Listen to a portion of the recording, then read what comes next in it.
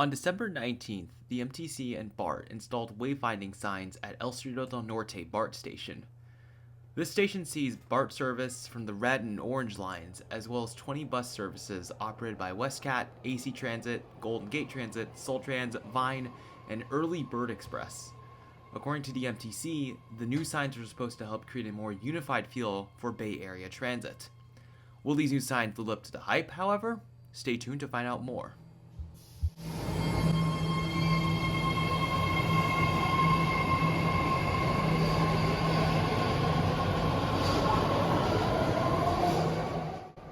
Before we discuss the new signs, we have to understand the way the Bay Area's transit system is organized and how it affects transit wayfinding. The Bay Area has 27 different transit agencies, which is a lot of transit agencies even for a big city. All of them have different wayfinding standards, fare structures, and scheduling.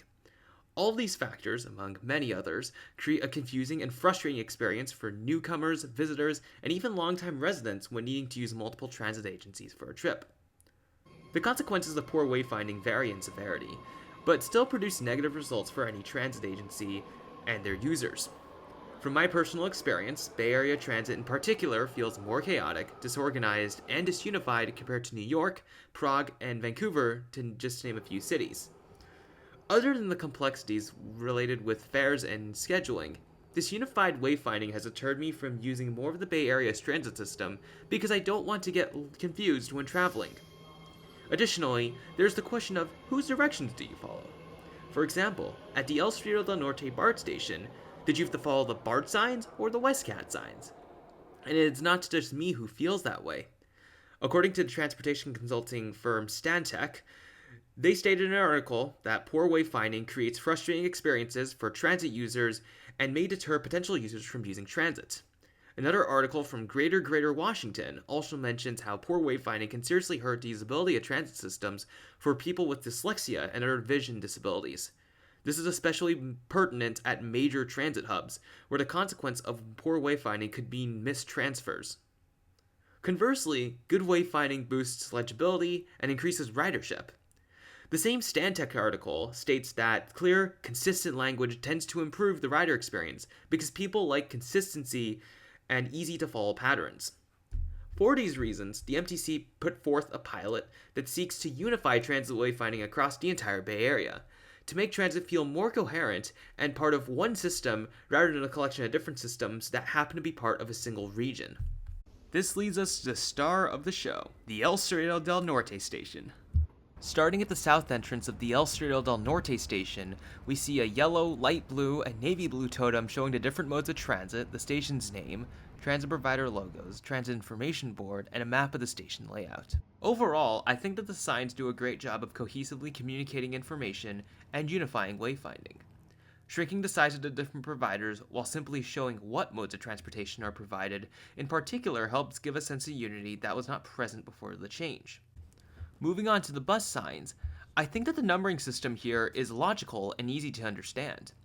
Using a combination of letters and numbers to lay out the bus platforms helps with understanding which bus bay to walk to, because the letters can be used to deduce how far one must walk from the main section of the station, while the numbers correspond to which specific bay you want to walk to.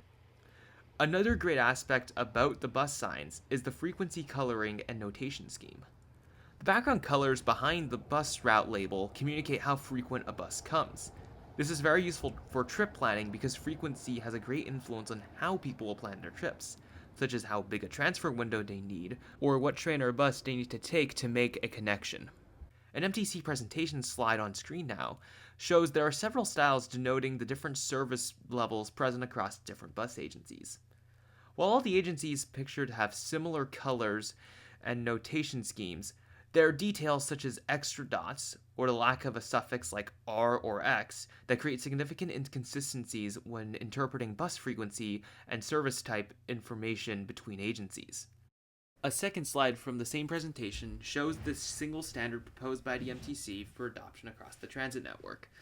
While this is similar to what some agencies feature on their bus maps, I do like the proposed color gradients a little bit better, and the addition of a 1 to 10 minute frequency category marked by dark red. Here at El Cerrito del Norte, I think that this concept is applied quite well. The bus signs showing the different bus routes are distinct and have clarity, making it easy to understand how often a bus comes and where they go. Moving on to the BART concourse and platforms, we see similar uses of the same gold, light blue, and dark blue color scheme. Also present are more detailed information signs showing the station layout and the bus connections. These maps are quite detailed as they show the locations of the individual bus bays, the operators present at the bus bays, and the actual routes serving them. Behind the fare gates, there are several signs showing the next stations in the direction of travel depending on which platform you go up. I think these are very useful pointers to have that the previous wayfinding did not, because they help riders orient to which possible destinations that BART trains may take them. Considering BART's heavy inner lining, I'm very happy that the MTC thoughtfully included this feature. Moving to platform level, the new signs are pretty similar to the old ones. They have a lit background with dark text indicating the station name. These signs are elevator, escalator, and stair icons shrunk in size compared to the old BART signage, which I'm personally not the biggest fan of.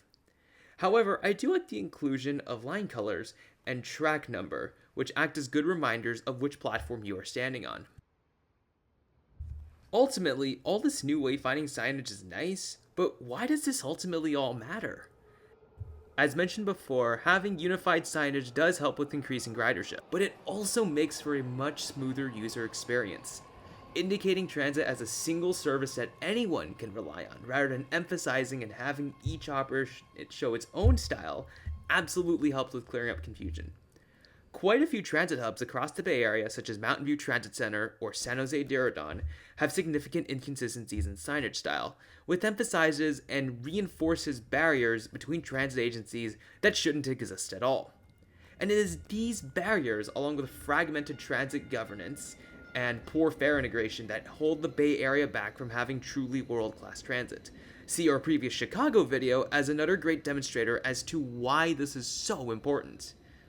Ultimately, this video is a preface to a larger series about the Bay Area's transit system and what can be done to fix it, so stay tuned for that, and thanks for watching.